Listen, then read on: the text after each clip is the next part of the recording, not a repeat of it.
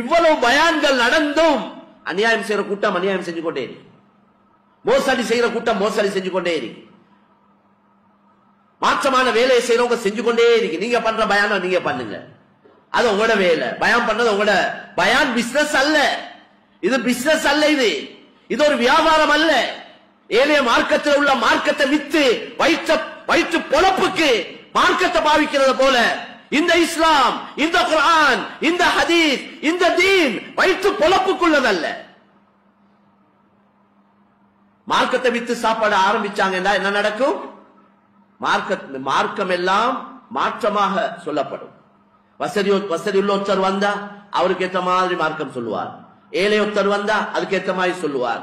இந்த ஒவ்வொரு வணக்க ஸ்தலத்துல பாக்குறமே, பணக்காரன் வந்தா சுருக்க உள்ளுக்கு எடுத்து அவருக்கு அவர் செய்ய வேண்டிய பூஜை கீஜை எல்லாத்தையும் செஞ்சு அவரை எல்லாத்தையும் செஞ்சு அனுப்போம். ஏன்னா அவர்கிட்ட மொத்தம் பெருசா கிடைக்குமே, அவர்கிட்ட நல்ல ஏதாவது பெரிய அக்கௌண்ட் கிடைக்கும், அதிகமான பணம் கிடைக்கும். ஒரு கஷ்டவாளி வந்தா அவர் எல்லாம் கடைசிக்கு தான் வரும். எனவே இன்றைக்கு உலகத்துல மார்க்கம் துனியா நோக்கத்தோட மார்க்கம் வியாபாரமானதுனால தான் இந்த எல்லா மார்க்கமும் இன்றைக்கு மாற்றி அமைக்கப்பட்டிருக்கு. இந்த தீனுல் இஸ்லாத்துல அந்த வேலை கடைசி வரைக்கும் யாரும் செய்ய இயலாது. அப்படி யாராவது செய்வாங்க அவங்க வயிற்றுல நெருப்பத்தான் போட்டுக் கொள்றாங்க, அப்படித்தான் சொல்லணும். ஏனென்றா அல்லாஹ் குர்ஆன்ல சொல்றானே, உதாரணத்துக்கு இன்னல்லதீன யாகுலூன அம்வாலல் யதாமா ظுல்மன் இன்னமா யாகுலூன ஃபீ புதூனிஹிம் நாரா வஸயஸ்லௌன ஸஈரா. அநாதைகளோட சொத்துக்களை யாரு அநியாயமா சாப்பிடுறாங்களோ அவங்க வயிற்றுல நெருப்பத்தான் போட்டுக் கொள்றாங்களா.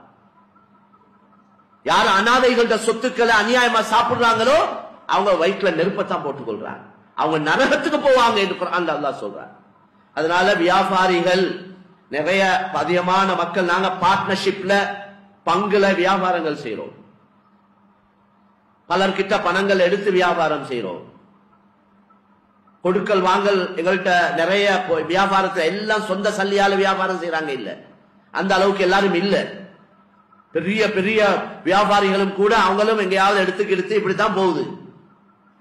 திடீரென்று எங்களோட பார்ட்னர் மௌத்தாவிட்டாரேண்டா அவர்கிட்ட கொடுக்கல், சில வியாபாரிகள் அவங்களோட கொடுக்கல் வாங்கல் அவங்களுக்கு தவிர வேற ஒருத்தருக்கும் தெரியாது.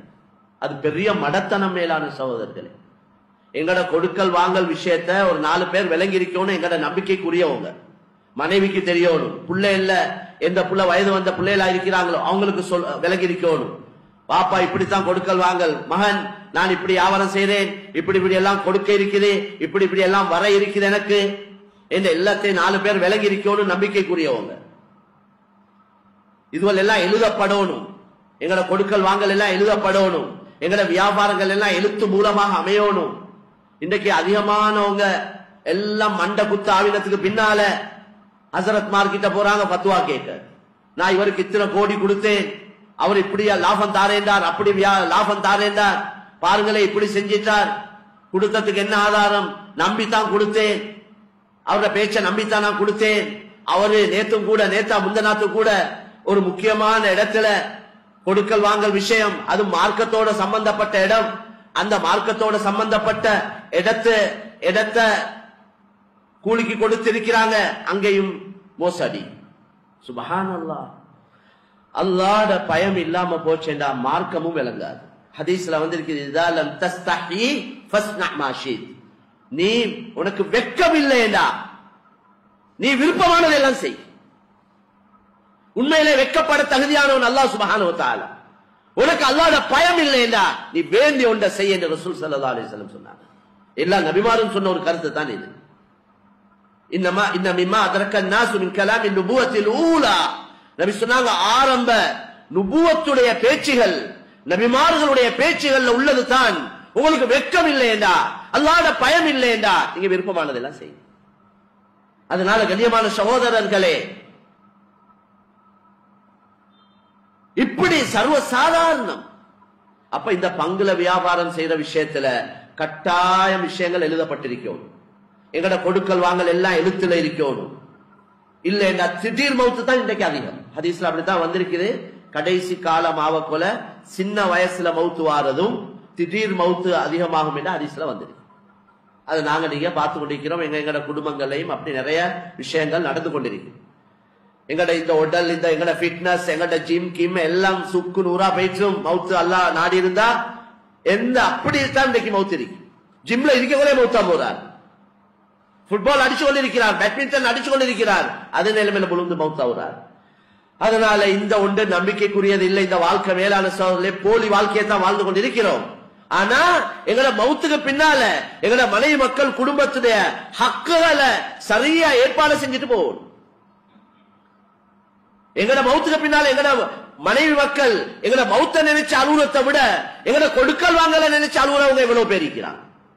இவர் இப்படி ஒரு மண்ட குத்த வச்சுட்டு போயிட்டாரு, இப்படி ஒரு பிரச்சனையை உண்டாக்கிட்டு போயிட்டாரு, இவ்வளவு கடன் கொடுக்க வைக்குதாமே, வீட்டுக்கு ஆட்கள் வந்து நிக்கிறாங்க, என்னென்னமோ சொல்றாங்க, வீட்டுல இருக்கலாம இருக்குது. அன்றைக்கு சொல்றாரு, ஹசரத் நான் ராவிக்கு 12 மணி போலத்தான் வீட்டுக்கு போறேன், கண்டனாலி வீட்டுக்கு வர்றான், எனக்கு வயது வந்த பிள்ளைகள் இருக்கு, மனைவி இருக்கிறாங்க, தேவையில்லாத பேச்சுகளும் பேசுறாங்க. இதுக்கெல்லாம் காரணம் யார்? ஒரு கணவன். முறையில்லாத வியாபாரங்கள், முறைக்கட்ட வியாபாரம், வீண் விரயங்கள், தவறான பழக்க வழக்கங்கள், தவறான தொடர்புகள். இவர் நைட் கிளப் போறார், கசினோ போறார், ஜினால ஈடுபடுறார், தூள் அடிக்கிறார், ஐஸ் அடிக்கிறார், இன்னும் எத்தனையோ ஜாதி பழக்க வழக்கங்கள். இவருடைய இன்பத்தை தான் யோசிக்கிறாரே ஒழிய தன்னை பொறுப்பை பத்தி யோசனை இல்ல. அவருடைய இன்பமும் அவருடைய சந்தோஷமும் அவருக்கு என்னென்னமோ வார்த்தைகளை சொல்றாங்களே, எவ்வளவு கவலையான விஷயம் மேலான சகோதரர்களே. பொறுப்புகள் எவ்வளவு பெரிய ஒரு பொறுப்பு அல்ல அமானிதமா ஒப்படைச்சிருக்கிறான். மனைவி மக்கள்கிட்ட பொறுப்பு இருக்கு, கொடுக்கல் வாங்கலுடைய பொறுப்புகள் இருக்கு. நிரந்தரமா தங்கியிருக்க போறாரா? அதனால நாங்க எல்லோரும் முதலாவது எனக்கு உங்களுக்கு, இரண்டாவது நாங்க அல்லாஹ்வை பயந்து நடக்கணும். மௌத்த முன் வச்சுதான் எங்களை கொடுக்கல் வாங்கல் இருக்கணும், எடுக்க கொள்ள யோசிக்கணும். எனக்கு கொடுக்க ஏற்பாடு இருக்கா? எனக்கு அத்தனை கோடி தாய், இத்தனை கோடி தாய், அவ்வளவு தாய் இவ்வளவு தாய் எடுக்கிறேன்னு எனக்கு என்ன சரி முன்பினானா, எனக்கு காணி ஒன்று இருக்கு வித்து கொடுக்க சொல்லி வைங்க. ஒன்று பயப்படாதீங்க, என்ன சரி முன்பினானா வியாபாரம் லஸ்ஸானா எனக்கு இதுக்குள்ள ஏற்பாடு இருக்கு. சிலவங்களோட பேச்சு இருக்கே சொல்றாங்களே, அந்த முகநாத்து பேசக்குள்ளே சொன்னாங்க, அவருடைய பேச்சை கேட்டா வயிற்றுல இருக்கிற குழந்தை வெளியே வந்துருவேண்டா.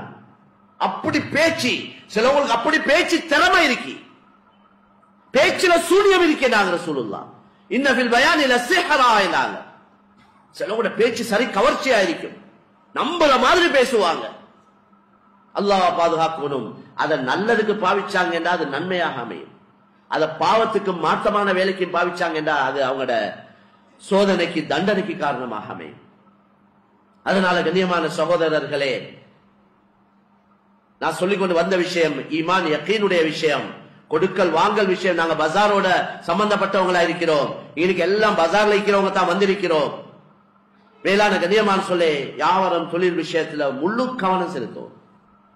எவ்வளவு எங்களால பேணுதலா நடக்க இயலுமோ, எவ்வளவு அதாவது தக்வாவுடைய அடிப்படையில நடந்து கொள்ள இயலுமோ முழு முயற்சி செய்யும். எங்களை சக்திக்கு உட்பட்டத்தை அல்லாஹ் எதிர்பார்க்கிறான், சக்திக்கு அங்கால உள்ளத்தை அல்லாஹ் எதிர்பார்க்கிறான்.